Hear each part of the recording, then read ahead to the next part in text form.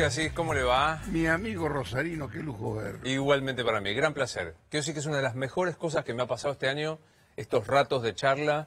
Como dicen los franceses, a la réciproque. Merci beaucoup. Y alguna vez vamos a hacer, cuando seamos grandes, vamos a hacer un programa sin fin. O sea, hasta que nos... Sería muy bueno. Y nos vamos a comer por ahí, todo esto. Bueno, tengo varias cosas. Lo que sea. Estamos ahora ya a minutos del año calendario de Alberto. Tenemos epístola de la doctora Los Fieles. Tenemos movilización. ¿Por dónde querés empezar? Donde vos quieras. ¿La epístola de la doctora? Mira, me parece que de las tres es la menos lograda. No es que quiera hacer crítica literaria.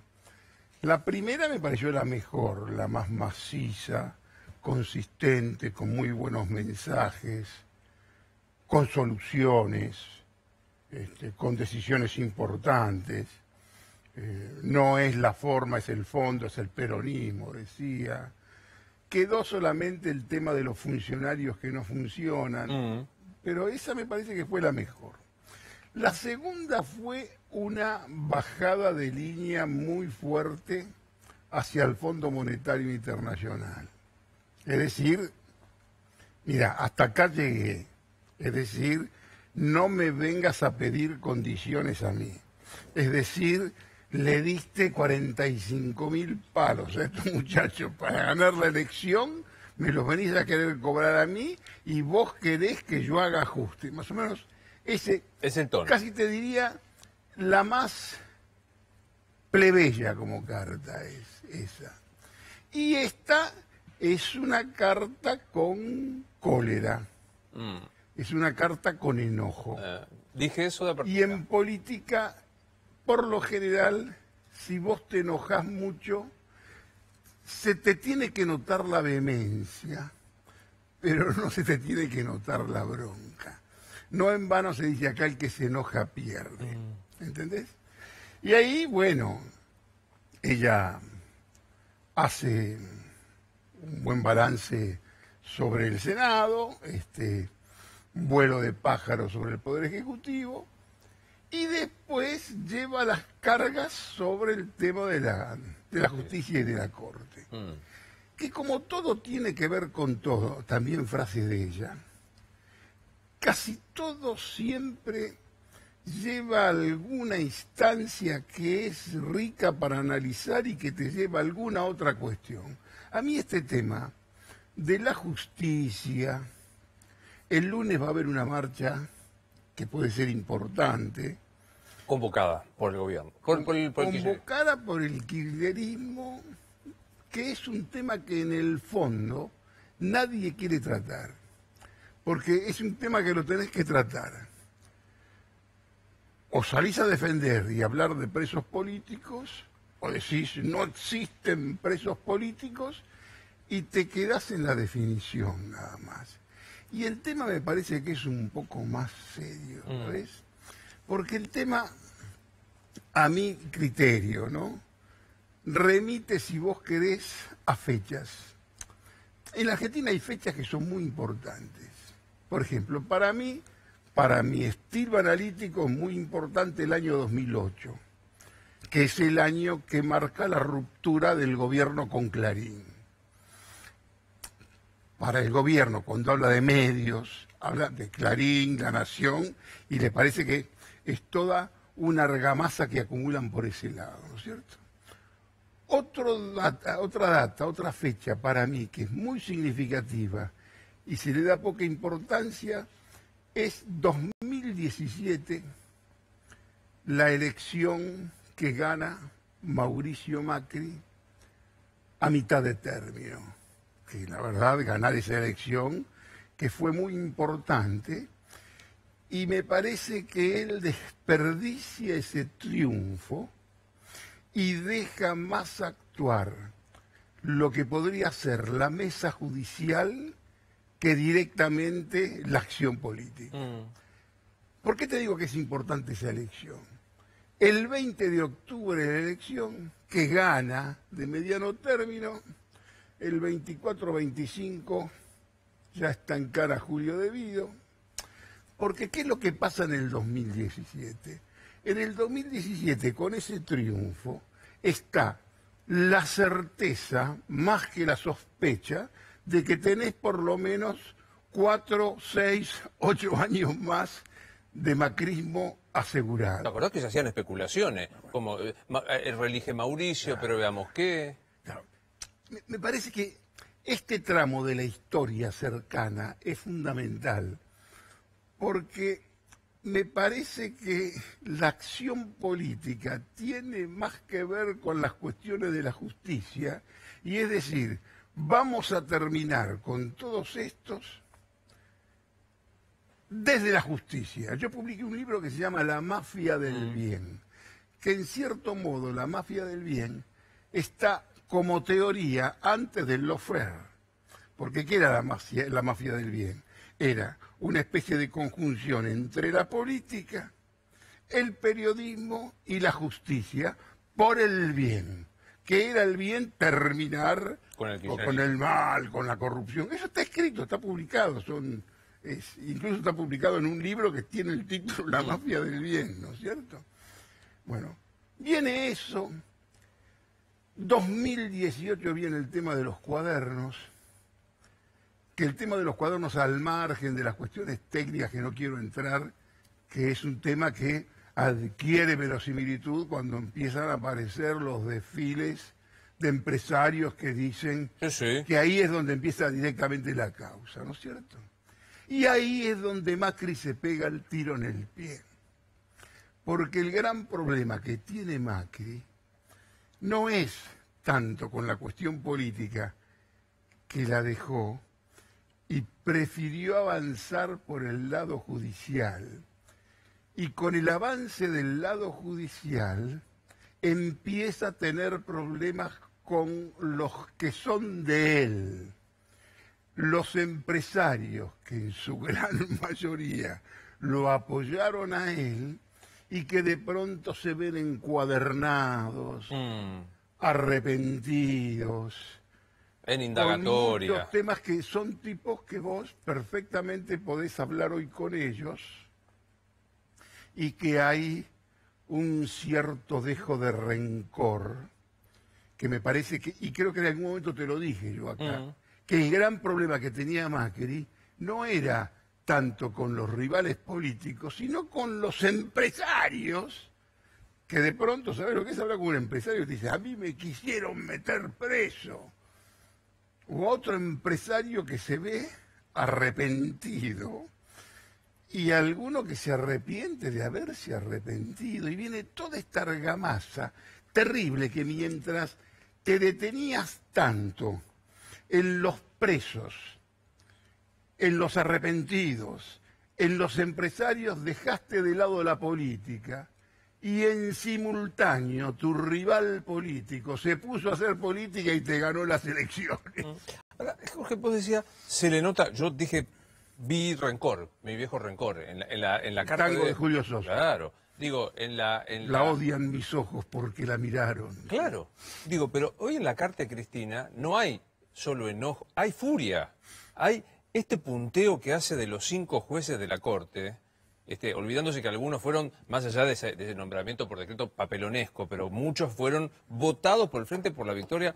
Abal Medina lo votó a Rosenkrantz y a Rosati, Mayans, Leguizamón, digo, ¿por qué? Digamos, ¿por qué? Aparte le estropea el año a Alberto Fernández, que ahora mañana va a tener que explicar. Que lo que habrá acá hay una situación de beligerancia muy fuerte entre la presidencia del Senado, la vicepresidenta de la Nación, el poder, porque si, como hablamos la semana pasada, ella escribió una carta y están todos hablando de qué cantidad de párrafos, a quién citó, a quién no citó, entonces el poder está ahí. El poder está ahí y me parece que es un error el enojo. Digamos, que ella puede tener problemas con el tema de la justicia. En lo personal, seguro que sí. Personalizar su problema interno, político, personalizarlo y darle identidad a los sujetos, me parece que ese es un error. Me parece, ¿no? Ahora, ¿no vuelve a horadar el dificultoso ejercicio del poder que tiene Alberto Fernández? Pues mañana estamos todos preguntándole a Alberto, si es que habla, que seguro lo va a hacer, a la ministra Lozardo, al jefe de gabinete. ¿Usted responde? O sea, ¿coincide con lo que dijo? Nadie sabía que iba a escribir. Nadie. Yo he hablado con gente hoy a la mañana, estaban todos En otra cosa. en otra cosa. No había nadie que supiera verdaderamente. Y la doctora tiene ese estilo, que tomó este estilo epistolar, desde que le fue bien con su libro Sinceramente, la palabra escrita le va mejor que los reportajes, o como antes eran las cadenas nacionales. Y bueno, y es prácticamente sujeto de la historia. Y acá tenés un problema, sí, con la Corte, tenés un problema con los presos que están movilizados. Los presos, a ver, ¿cuál es la legitimidad? ¿Qué es lo que piensan que los legitima? Cuando dice la doctora, a mí me absolvió la historia, en realidad el mensaje es, a mí me absuelve el presente. Aquí quien absuelve es el pueblo con las elecciones. Y en realidad, y en el peronismo sobre todo, que en un gobierno peronista haya presos, seguramente alguno, por supuesto, que no estamos hablando de santos de la iglesia ni nada de eso, pero esto nadie sorprende, pero que en el peronismo existan presos es un problema. Vos te atreviste a decir, incluso en un momento de altísima popularidad, Alberto, que veías que el gobierno de este presidente estaba prematuramente envejecido, dijiste acá. Hoy se cumple el año. ¿Rejuveneció? ¿Te acordás que pedías vitamina? ¿Alguna? ¿Rejuveneció? No, el gobierno es un gobierno sin brillo, opaco, pero con justificaciones. Tiene buenos pretextos, ¿entendés? Yo lo puse en una nota última que salió, relativa, si vos querés, gestualidad peronista. Tiene algo a favor. No es un gobierno corrupto. Vos no vas a encontrar una sola denuncia. Y a lo mejor eso es lo grave. Porque en la Argentina vos lo que tenés que crear es un clima de capitales, un clima de negocios. Si vos no tenés clima de negocios, no vas a tener nunca ninguna denuncia. Si vos tenés funcionarios que están nada más que para ganar sueldos, ver si hacen alguna cosa con un contratito o viatiquean, es de una triste resignación ser casi incorruptible. No tenés cómo corromperte. O sea, vos decís, hay tan poco negocio que ni espacio para la corrupción. Yo te digo esa frase que a vos te gustó mucho. Plantar las bases vulgares del capitalismo tolerable. Capitalismo sin inversiones, sin movimiento de capitales, no existe. Y acá, si vos no garantizás el ejercicio de movimiento, de circulación, de algo, por supuesto que no vas a tener ninguna Graciela Ocaña que pueda denunciar, o ninguno de todos los muchachos que son especialistas en la cuestión de la denuncia. ¿Cuándo empiezan las denuncias? Las denuncias empiezan cuando hay mucho movimiento. Por supuesto que se hablaba en el menemismo y había un deporte en materia de denuncias, pero había inversiones por todas partes. El primer tramo del kirchnerismo, ¿qué fue?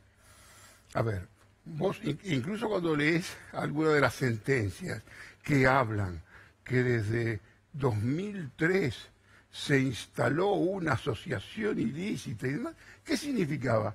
Hasta el 2008 que se genera la ruptura, esa asociación supuestamente ilícita no existía.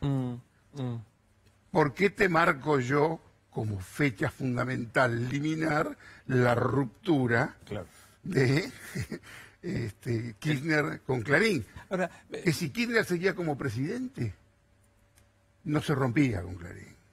Si Néstor hubiera seguido vivo, la pelea, la grieta Clarín, el kirchnerismo no existía, ni siquiera con ¿qué te pasa, Clarín? ¿Estás nervioso? Claro, pero eso lo hace Kirchner cuando ya está fuera. es un Kirchner, que esto me van a masacrar todos, pero que en cierto modo era un Kirchner que casi hostigaba la presidencia de su mujer. Te van a masacrar todo. Que me masacren, porque es un tema, yo tengo un texto que habla de este tema, porque él verdaderamente se arrepiente de no haber ido él por la reelección, que era lo que correspondía. El máximo error de Kirchner fue no ir él por la reelección. ¿Por qué no va por la reelección? Porque él consideraba que si iba por la reelección estaba el tema del patorrengo. Argentina no es un país para patorrengo. No, claro. Vos para ir por una reelección tenés que tener la reelección asegurada. ¿Cuándo se cae el proyecto de reelección casi eterna de él? En Misiones. Piña. Monseñor Piña. Que no fue Piña, fue Bergoglio. Que ahí, en adelante Bergoglio se convierte El enemigo. en el enemigo mortal del kirchnerismo. Y vos decís, hoy te van a hacer un poco de historia, Dale, antes de hablar de la no tengo coyuntura. problema. Vos decís que Néstor hostiga, obstaculiza. Néstor empieza a agudizar todos los quilombos cuando está fuera del poder. Estaba la esposa.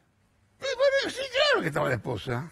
Claro que estaba la esposa, pero él, casi te diría, podría tener alguna sensación de abstinencia de ese poder.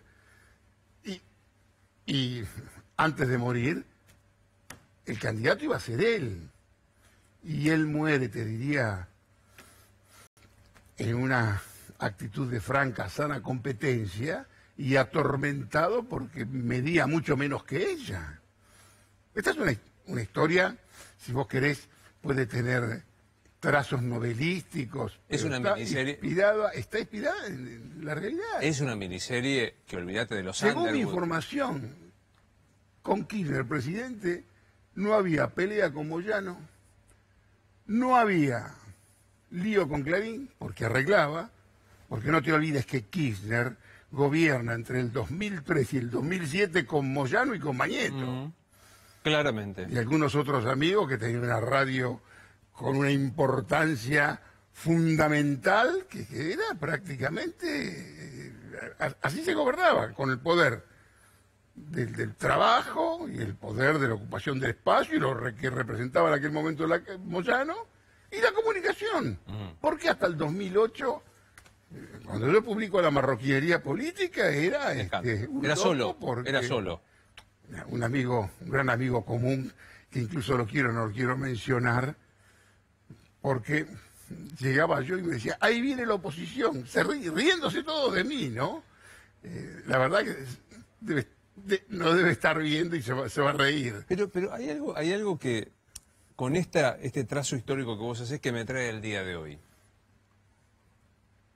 Me parece que no da la comparación. La voy a hacer igual como si estuviéramos pensando. Querido. Esta hora se puede todo. ¿No es cierto? Néstor hostigaba a Cristina como hoy Cristina hostiga a Alberto. No sé.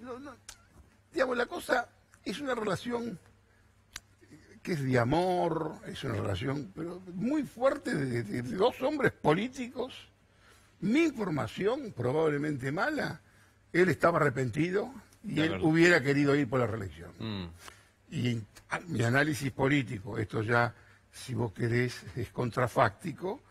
Con Kirchner presidente no había pelea con El Campo, no había pelea con Clarín y no había pelea con Moyano.